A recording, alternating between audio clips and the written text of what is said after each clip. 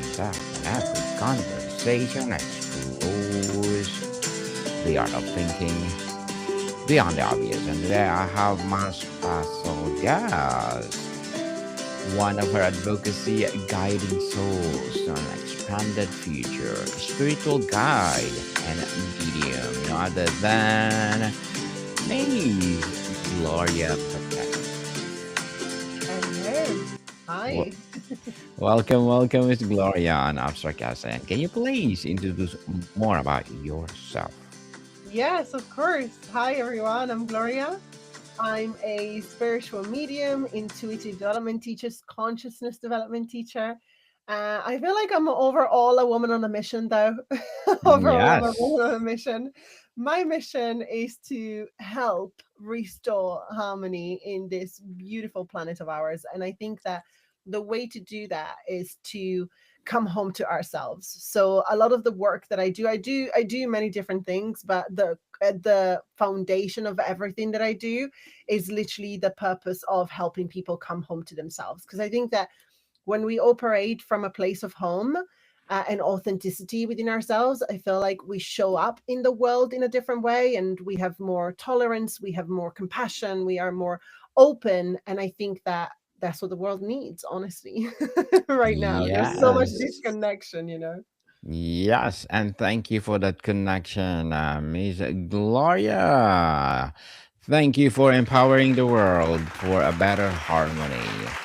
So Thank today you. let's talk about bridging the seen and unseen, how mediumship can transform grief into a connection. What pivotal moment or personal experience led you to explore mediumship not just as a concept but as a path dedicated to helping people with grief? Yeah, I've always felt since I was a child, I've always felt very open to energy.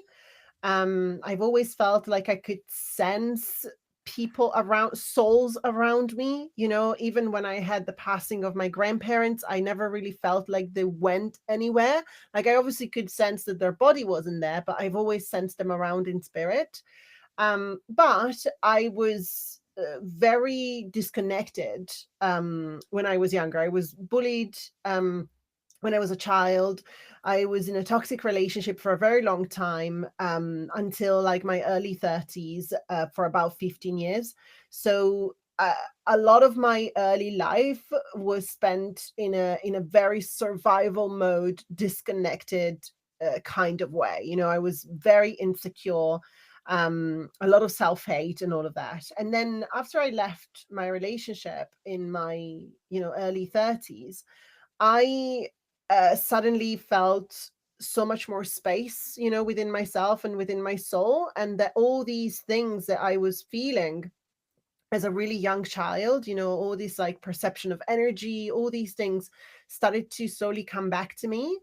And I decided that maybe there was something there for me. Maybe there was something that I was supposed to explore. And I one day I had a session with a spiritual coach, and she was doing like a little bit of energy reading and stuff for me.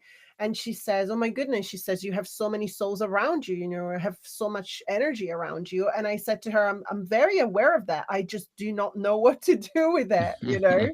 I just have no idea what am I supposed to do. And she's like, "Why don't you actually look into it? Because it might be, something." And so I've done a lot of research. I also, at the same time, I was also studying in depth my own astrology. And actually, my own astrology has a lot that connects to this kind of path. And so Hmm. that gave me like a lot of validation. And I said, you know what? I'm going to set the intention that next year, I remember it was New Year's Eve, and I said, I'm going to set the intention that next year I'm going to, if I'm meant to follow this path, I'm going to find my mentor. And I did. Early February it was, so quite early in the year.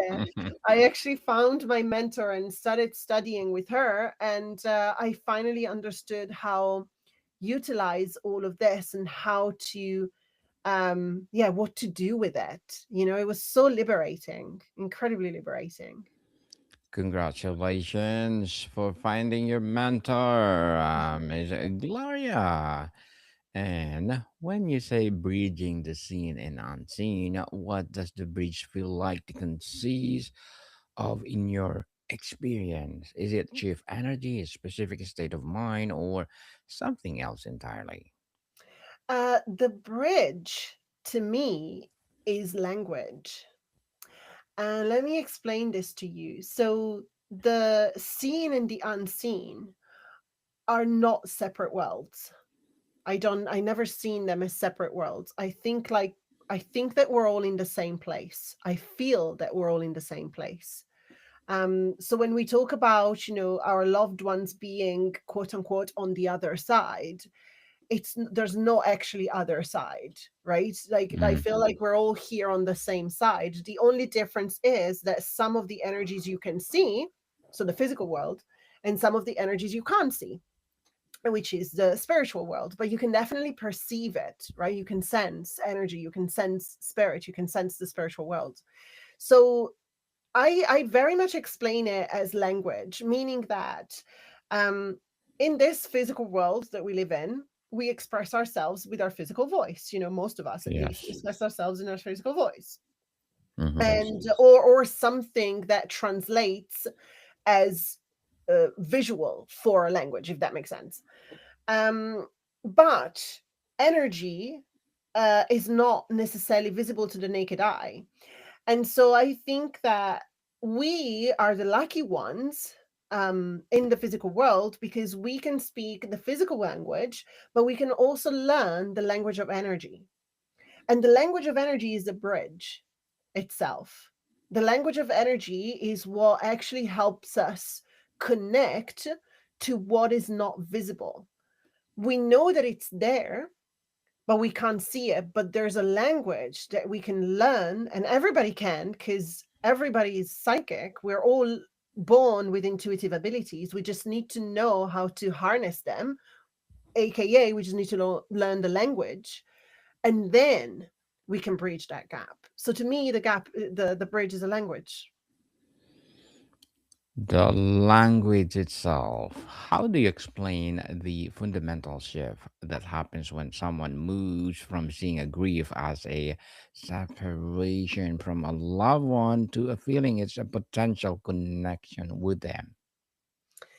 I feel that death is not the end of anything, and I know that for us in the physical world, it can really feel like that. It can really feel like death is an ending, and in a way it is, but it's not the end. I feel like death is a transition, is a transformation, and I think once we see it that way, then we realize that by learning the language of energy, we can still uh, have a relationship with our loved ones who have passed. And I think that's the main shift, realizing that death isn't necessarily the end of everything, there's nothing after it, full stop, but it's actually a change in conversation, a change in language, a development in the relationship. And I think once we shift the way that we see death, um, we actually open up to a beautiful experience of life as well. A beautiful, beautiful continuation of life. Yeah. The nature of connection and evidence. People often expect specific verbal messages.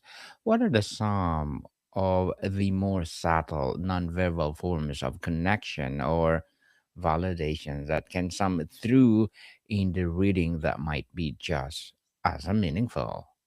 Yeah, absolutely. There's so many ways, and actually I have to say that so many expect energy to actually be loud, it's not. This is why we need to learn the language, because when you learn the language of energy, you're actually able to pick up between the lines, and you're actually, and those are the actual messages. Sometimes, something, if we're waiting to hear something very, very loud, we're missing out on so much. We're missing out on all the other little hints that are coming to us. There's so many things, so many things. I feel like It really depends on each person's relationship with their intuition. Some people are more visual, some people are more auditory, some people feel more sensations in their body. So I feel like it really depends, because it's a language that we can learn, but it's also a language that it's unique to each person on the planet, right? Because we're Yes. we're all very different. And so for somebody who is very auditory, for example, it could be even like hearing a song in a very specific moment, or in a place that it's not supposed to be, um, or even hearing the voice of the person. That it sounds like a voice in your head, but you definitely know that it's not in your head, kind of thing. But Mm-hmm. it could also be vivid dreams.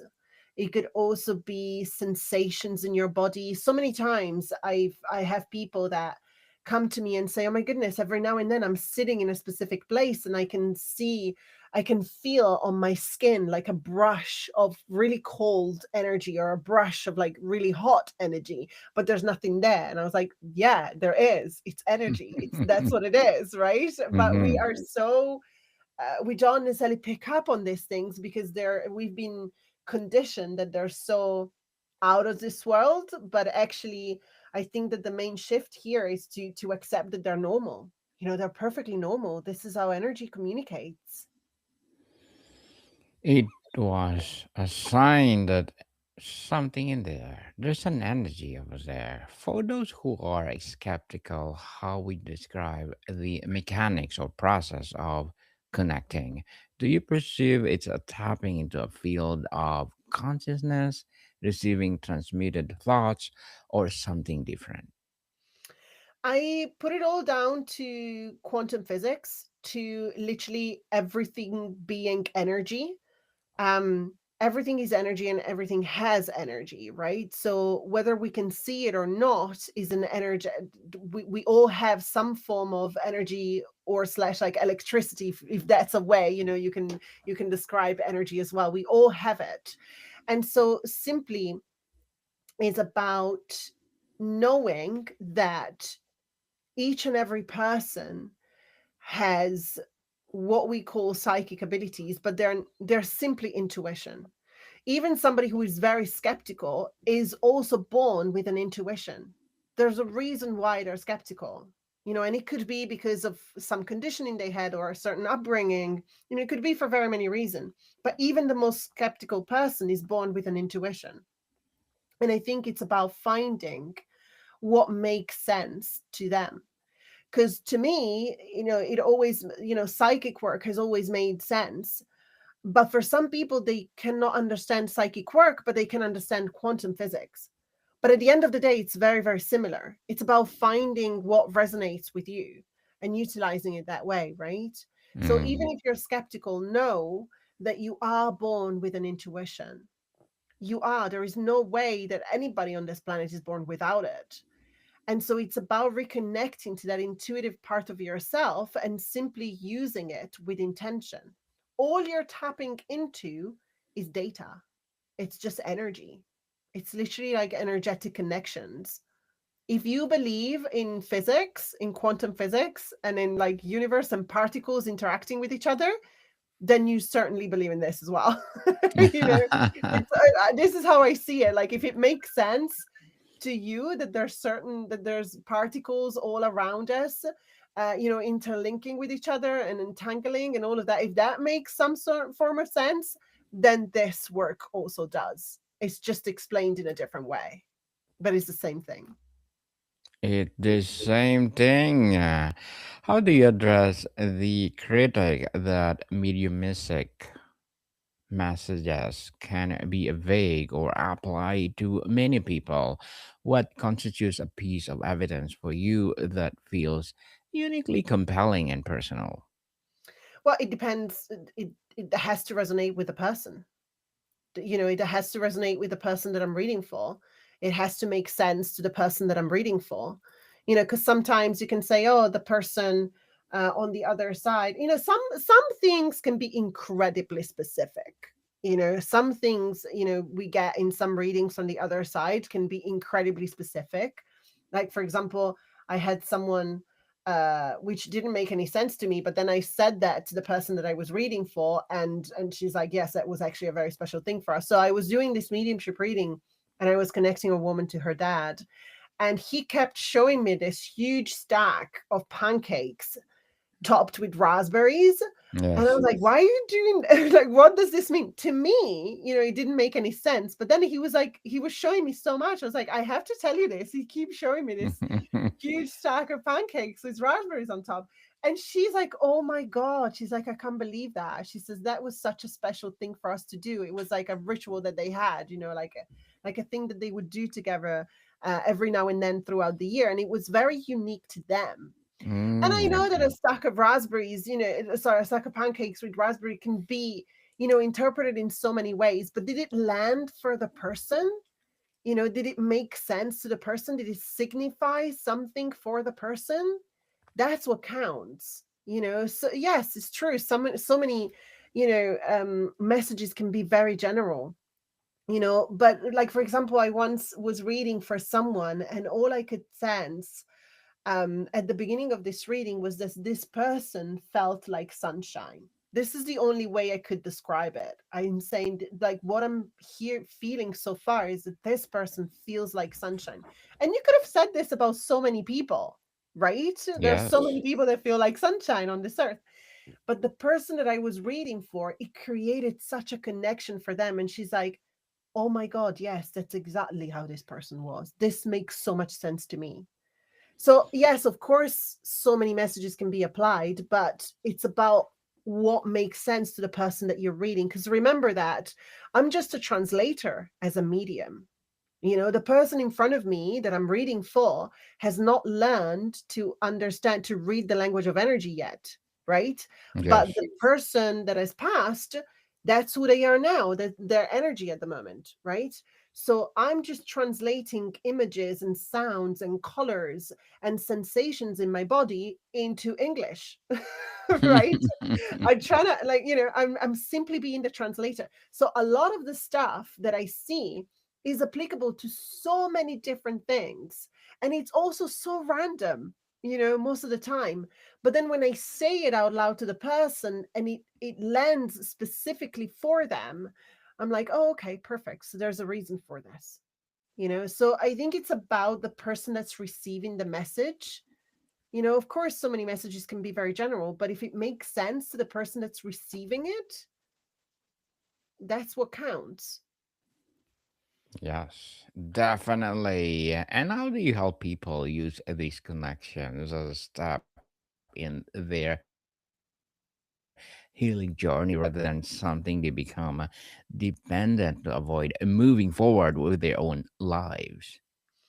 Yeah, so in many different ways. So there's people that are not necessarily interested in developing their own intuitive abilities, psychic abilities, and so they just simply come because they just want to understand how it works and they want to connect to their loved ones, and they're more than happy to just be translated the language. You know what I mean?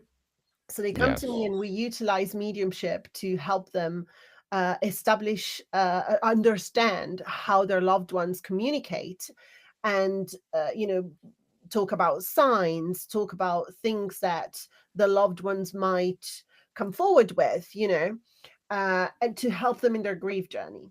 So there's a part of it that is this way, simply like the person that's going through the journey wants to receive messages because it's helping them and it's comforting, and they then go on about their lives, and these signs come, and they can feel the presence of the loved one more and more. I've had once this girl, she wasn't really super open to mediumship. She had lost her brother. She's like, but she was just in so much pain, and she said, I would try anything at this point to try and make this work.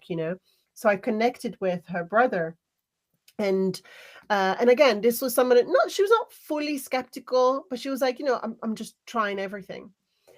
And a couple of days after the reading that I had done for her, she actually sent me such a beautiful email, and she said, Gloria, I cannot explain, but I went from feeling really lost, from feeling that I would never see or feel my brother ever again, to actually feel him with in the room with me every day.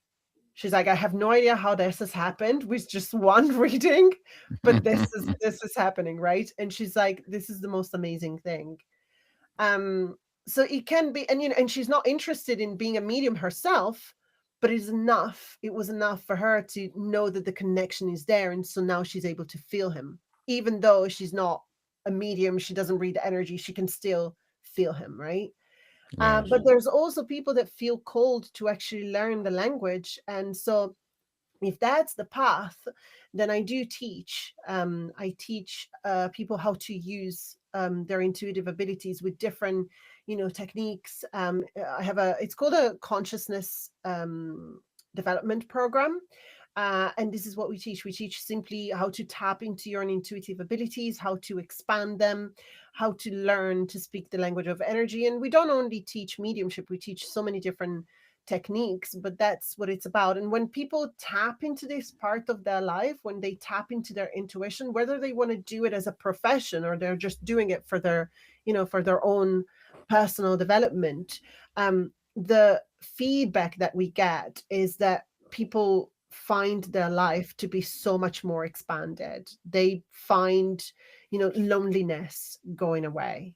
They find that they don't feel lonely anymore. They find a different meaning to life. Fears, a lot of fears start to disappear. And this is what I'm referring to when I say, coming to that place of home.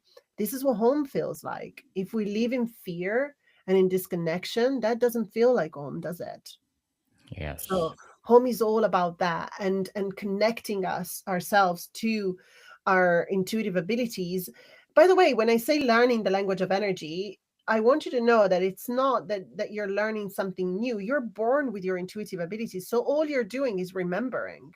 It's all of this is all stuff that is going to come to the surface for you, you know? Remembering indeed. And Miss Gloria, before we wrap up our discussion for today, I'm inviting you to please do listen to my other podcast, people. My other podcast, because my abstract essay is already in fifth season.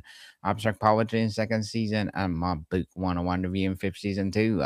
Comedy 101 in second season, and my food 101 in fifth season as well. Geography 101 love letters. Movie 101, Music 101 are fourth season, Science 101, Sex 101 in second season, and My Baby Pages, Law 101, Mental Health 101, Bible Verses 101, and coming this December, Entrepreneur 101. Please listen to them wherever you listen your podcast. So, Miss Gloria, tell us, in your experience, what is the question most grieving people carry in their hearts but are often afraid to ask directly during the session? Yeah. Have I done everything that I could? A lot of Yes. people want to know that. Have I done everything that I could? Have I been a good daughter? Have I been a good mom, a good dad? Is the person okay? But I feel like there's very much this, have I done everything? Is it okay? Have I done everything?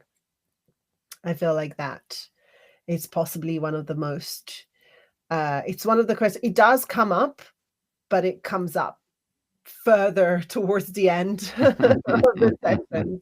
I feel like it's one of the most difficult to ask. And also another one is, are they angry at me? Are they angry Yes. at me? And they're not. I can promise you they're not. Nobody is angry at you. Everything that, when we cross over and we transition, my understanding is that actually we gain a deep understanding of things, and I don't think there's any place for anger in that context. At least that's what I've experienced with All mediumship. forgiveness. Yeah, indeed. Yes. And Miss Gloria, thank you so much for sharing your knowledge and wisdom to the world. Thank you, thank you, thank you. And tell us, guiding souls to an expanded future. What is all about? Thank you so your much. This is website. exactly what I was talking about. So the expanded future that I feel that I want to create and I want to contribute to is to coming home to ourselves, is living in a world where we're all open, connected, compassionate, and also connected to our intuition future that I see. And I would love to help as many souls get there as I possibly can. Yes, people, let's support Miss Gloria Battini, because if you support her, for sure, more and more empowering souls will, well, help for sure. And Miss Gloria, thank you so much for your time. Thank you so much for having me, Daniel. Thank you. Welcome, people. See you soon.